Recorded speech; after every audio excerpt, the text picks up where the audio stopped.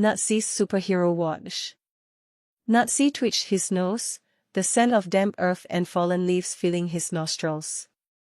From his perch high in the ancient oak, he surveyed his domain, the manicured lawns surrounding the granite mausoleums, the solemn rows of headstones, and, most importantly, the tomb gods. Today, two stood motionless before the largest tomb, their polished boots gleaming in the dappled sunlight. Nazi didn't see stoic soldiers. Oh no!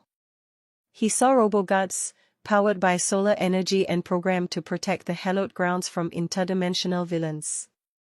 In Nazi's mind, the Shotter God was already battling Zorgon the Decayer, a slimy creature from planet Filth who wanted to turn the cemetery into a compost heap. The robo-god's bayonet, normally used for ceremonial drills, now pulsed with electric blue energy, deflecting Zorgon's putrid sludge. Take that, you overgrown earthworm.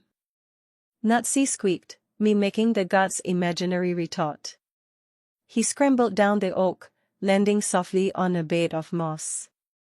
A superhero needed provisions. His secret stash, nestled beneath a gnarled root, held his emergency acorn supply. He sorted through them, selecting the plumpest, most nutritious specimens. These weren't just acorns, they were power pellets, each one capable of restoring a robo-god's energy reserves in times of crisis. Suddenly, a roar shattered the afternoon calm. Not Zorgon, but a different kind of menace, a motorcycle engine. 5 leather-clad figures on roaring bikes swerved onto the manicured lawns, heading straight for the tomb. Nazi froze, a power pellet clutched in his tiny paws. This wasn't in the robo-god training manual. One of the bikers, a hulking figure with a bandana obscuring his face, pointed something shiny at the gods. It wasn't a slime cannon. It was a gun. The roar of the steel serpents. The low rumble started miles away, a tremor in the earth that vibrated through the soles of Thomas's boots. It grew steadily louder, morphing into a guttural roar that shattered the tomb's peaceful silence. Then they arrived. A phalanx of motorcycles, chromed and black, thundered into the clearing. Each machine seemed to possess a malevolent energy, spitting gravel as they screeched to a halt, forming a semicircle around the tomb entrance. Nazi, pushed atop a nearby pillar, squinted, his fingers twitching. He imagined them as the vanguard of some interdimensional invasion, chrome-plated robo-warriors ready to unleash chaos. He was already planning his counterattack. The leader, a hulking figure clad in leather and chains, dismounted with a theatrical flourish. He called himself Fang, the emblem on his back depicted a serpent coiled around a skull. His voice, amplified by the open air, boomed across the courtyard. Greetings, Guardian of Dust. We're here for what's rightfully ours. He swaggered towards Thomas, a sneer twisting his lips. Behind him, the other bikers remained mounted, a gallery of hardened faces and glinting steel. One had a tattoo of a snarling wolf that stretched from his neck to his temple, another sported a set of brass knuckles permanently fused to his gloved hands. They were a pack of predators, and Thomas, despite his outward calm, felt a prickle of unease crawl up his spine. Fang stopped inches from Thomas, his breath reeking of stale beer and something metallic. Heard whispers, old man. Whispers of treasure hidden within. Treasure that belongs to the steel serpents. He paused, letting the thread hang in the air. So, are you going to be reasonable, or are we going to have to get persuasive? A toy gun and a threat. Fang's grin widened, revealing a flash of gold between his teeth. He reached inside his leather jacket, producing something that glinted under the flickering torchlight. It was a gun, surprisingly shiny and silver, almost too perfect. A toy. Thomas felt a flicker of amusement dance in his eyes, quickly suppressed. All right, old man, Fang sneered, The toy gun unwavering, pointed directly at Thomas's chest. Enough games. Where's the treasure? Spill it, or things are gonna get loud. The threat hung in the air, thick and heavy despite the ridiculousness of the weapon. Thomas remained stoic, his weathered face an unreadable mask. He didn't flinch, didn't even blink. He simply stared back at Fong, a silent challenge in his gaze. The air crackled with unspoken tension. High above, perched on a crumbling pillar, Nazi watched with narrowed eyes. The glint of metal hadn't fooled him for a second. A toy, yes, but a distraction nonetheless. His tiny claws tightened on the stone, mapping out a trajectory, calculating the precise moment to strike. Fong's arrogance was his weakness, and Nazi intended to exploit it. A well-aimed dive, a blinding flash of feathers, and perhaps, just perhaps, this charade would be over. The fate of the tomb, and Thomas, might just depend on it. The guard who giggled. Fong pressed the cold steel of the pistol harder against Thomas's temple. The tomb guard remained unmoved, his eyes fixed on some distant point beyond the biker's leather-clad shoulder. Fong spat. Last chance, stone face. Where's the damn amulet? Thomas didn't flinch. His jaw remained tight, a muscle ticking faintly near his temple, the only sign of the pressure he was under. Nazi, concealed amongst the crumbling mausoleums, tensed, ready to spring. Then, something unexpected happened. A faint tremor ran through Thomas's shoulders. His lips twitched. At first, it was barely perceptible, a subtle shift in his stoic expression. Then, a soft chuckle escaped his lips. Fong recoiled slightly, his brow furrowed. What the? The chuckle grew, morphing into a full-blown giggle. It wasn't a sound of amusement, not exactly. It was high-pitched, almost hysterical, bubbling up from somewhere deep inside him. The sound echoed oddly in the silent graveyard, bouncing off the weathered stone. The bikers exchanged uneasy glances. Even Fong seemed momentarily thrown. Hey! What's so funny, tough guy? He snarled, but his voice lacked its earlier conviction. Thomas continued to giggle, tears welling in his eyes. It was a bizarre, unsettling sound, completely out of sync with the menacing scene. Nazi, still hidden, paused, his own attack momentarily forgotten. What in the hell was going on? This wasn't defiance. This was something else entirely, something far stranger, and far more unnerving. Nazi to the rescue. Nazi's tiny claws gripped the oak branch, his bushy tail twitching with agitation. Below, the hulking figure of Fong loomed over Thomas, a glint of steel reflecting the harsh sunlight. Nazi's bright, beady eyes widened. This was not a friendly chat. Thomas, usually so calm and collected, stood frozen, a statue carved from worry. A growl rumbled in Nazi's chest. He was small, yes, but Thomas was his, well, he wasn't sure exactly what Thomas was, but he was important. He scrabbled down the branch, his claws making tiny scratching sounds against the rough bark. At the base of the tree, he frantically gathered acorns in his paws, stuffing them into his cheek pouches until they bulged. Taking a deep breath, Nazi launched himself from the branch. He sailed through the air, a furry brown missile aimed directly at Fong's head. Acorns flew. Thwack. Thwack. 2 acorns struck Fong's leather-clad shoulder and the back of his neck. The biker roared, swatting at the air. Thomas, however, reacted in an unexpected way. He started to giggle. A high-pitched, nervous giggle that quickly escalated into full-blown hysterical laughter. The sight of a squirrel attacking a biker with acorns, it seemed, was too much for the stoic tomb god to bear under the circumstances. Fang spun around, his eyes narrowed, searching for the source of the assault. Natsi, perched on a lower branch, froze, his paws still clutching a few stray acorns. He hadn't anticipated this reaction.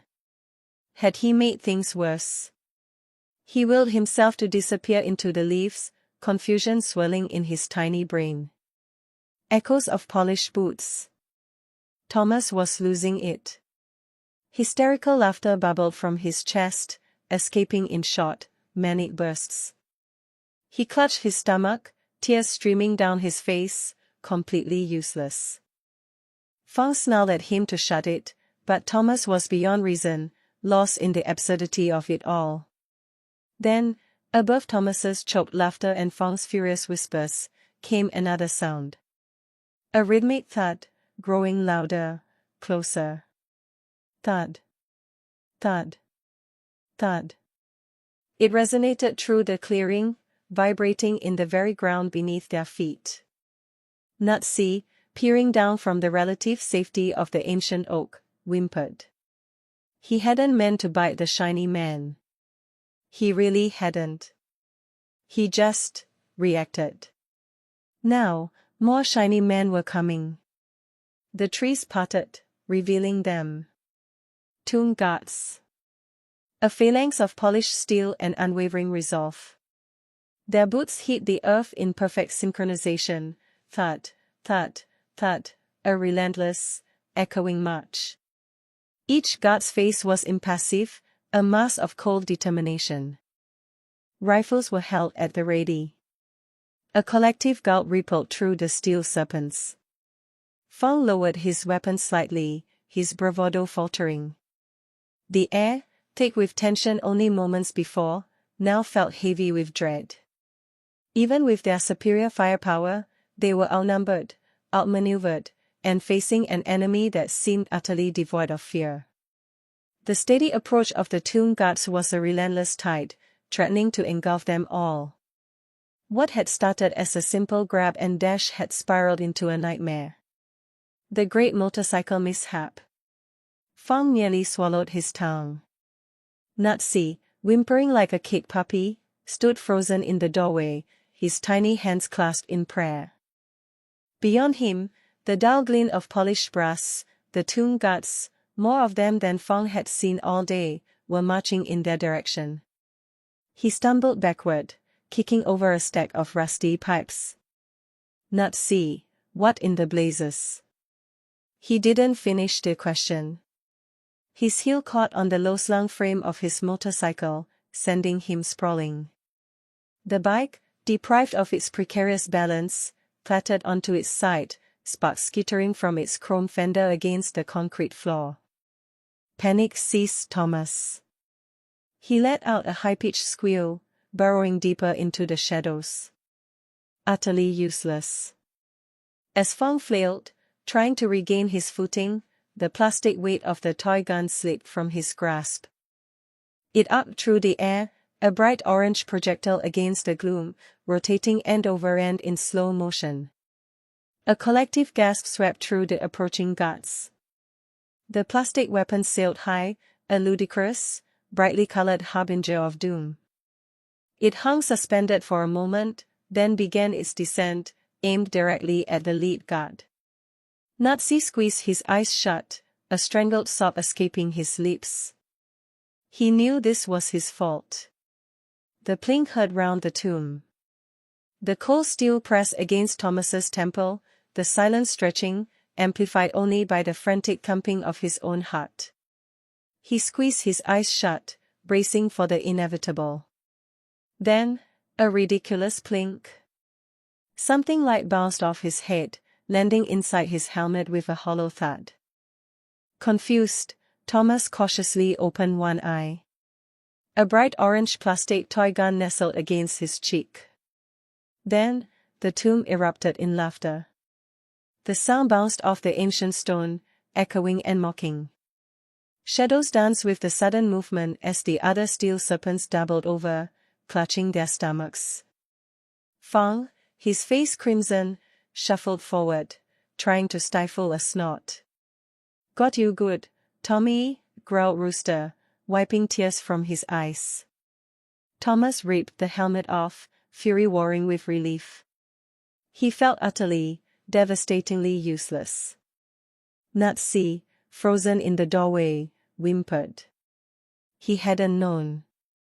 He genuinely believed that Fang would. Nazi swallowed hard, the metallic tang of fear coating his tongue. "It was just a bit of fun," Fang mumbled, avoiding Thomas's gaze. He kicked at a loose pebble on the floor. The laughter subsided, replaced by an uneasy silence. The air hung thick with unspoken apologies and simmering resentment. Thomas burrowed deeper into the shadows, the orange plastic a garish insult in the dim light. Soft serve and respect. Thomas nursed his bruised ego alongside his aching ribs. The tomb, normally a source of pride, felt like a mocking monument to his inadequacy. He rubbed the dust from the inscription, feeling a renewed sense of duty. This isn't just rocks, Nazi. It's history. It's respect. Nazi, perched precariously on a low branch, chirped miserably. His usual bravado was gone, replaced by genuine remorse. He ruffled his feathers, looking smaller than usual. A shadow fell over them. Fang, the serpent's leader, stood awkwardly, helmet under his arm. "Look, tomb god," he mumbled, avoiding eye contact. "That was wrong. We didn't know. We were just showing off."